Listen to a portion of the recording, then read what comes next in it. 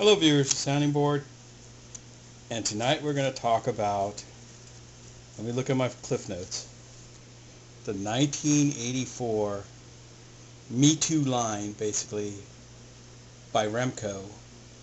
What do I mean by Me Too? It's one of the many lines Remco created to compete with Masters of the Universe.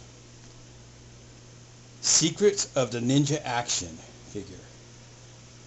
Really they're called Secrets of the Ninja, but most people call them Ninja Action, and their figures. This one here is the Taekwondo warrior. This is Black Ninja, and this is Kung Fu Master. Even though I picture this guy more as a Shaolin type character because he's wearing what Avatar was wearing at the final stage of the series. This guy, the Taekwondo fighter, reminds me of Matt Haggard.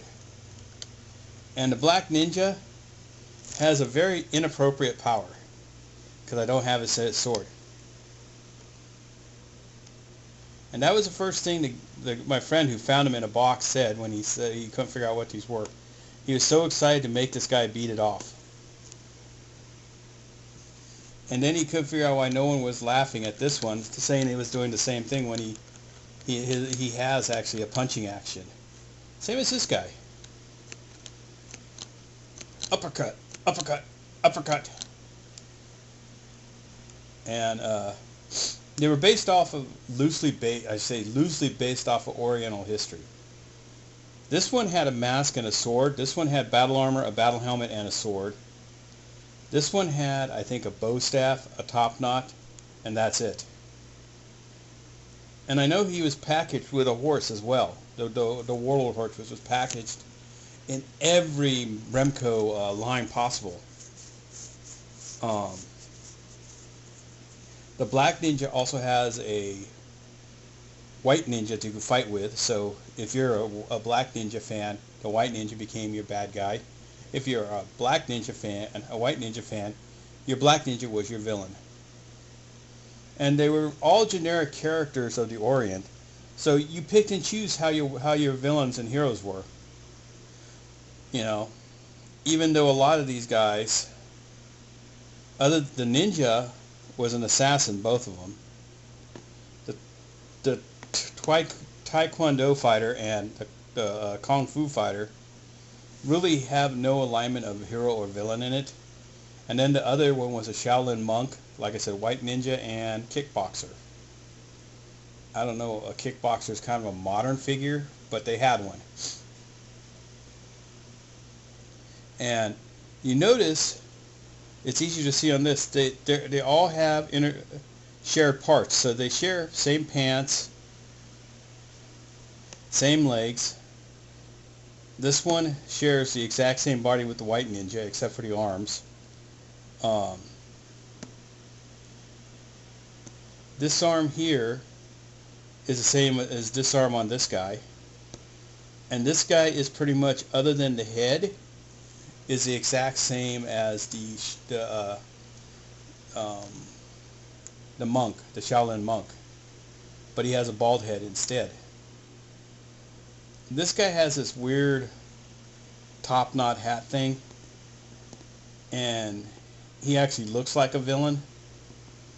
I wonder if he was planned to be a villain. For a Black Ninja, this guy has a real friendly face.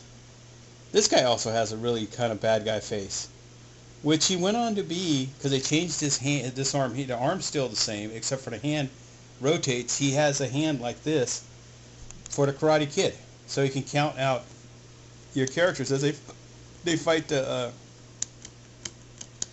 tournament for the trophy. And he's painted with just a ref shirt on. That's it. It's the exact same figure, right down to pants, boots, legs, everything. Most of this body here was converted into most of the Karate Kid figures, which come out in 1986. Because Remco was notorious for recycling parts.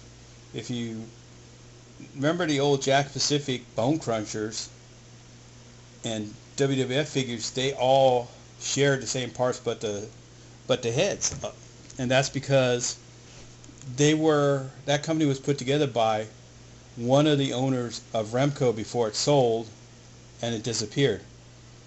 But for some reason, Remco is very fondly remembered because it's one of the competitive toys that produced a lot of characters for Me Too toys in the for the Master Universe. So you didn't always have to have He-Man fight Skeletor and his minion. You could have He-Man fight the Warlord, He-Man fight Demos, an evil wizard, He-Man fight even Conan the Barbarian. Because they had Conan before the Conan the Adventurer series came out by Hasbro. And then people go, well, Galoob had Black Star. Yeah, but Black Star was kind of a lame toy line for a Me Too toy line. Really lame. They didn't move very well. They were ugly.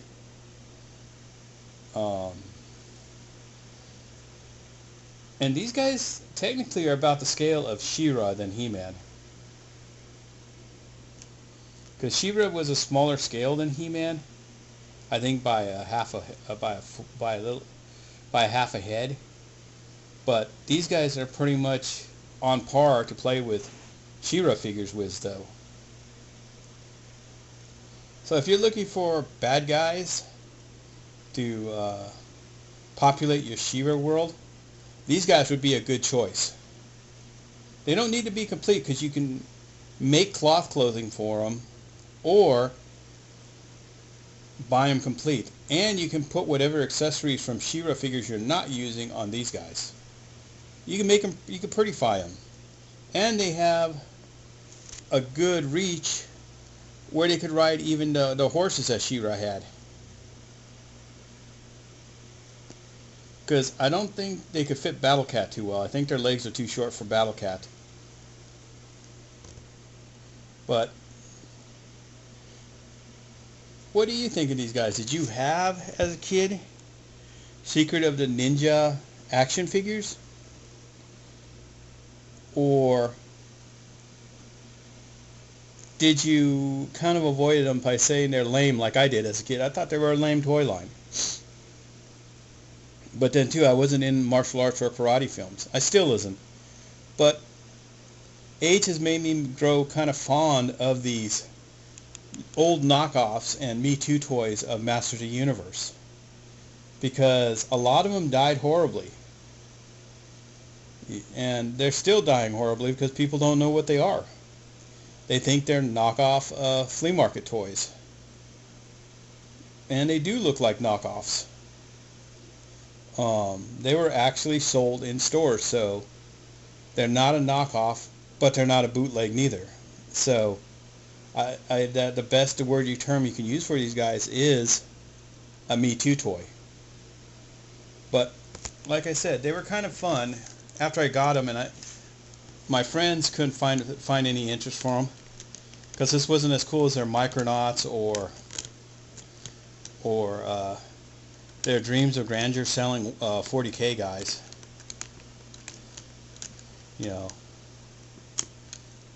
I found these guys cool because I knew what they were.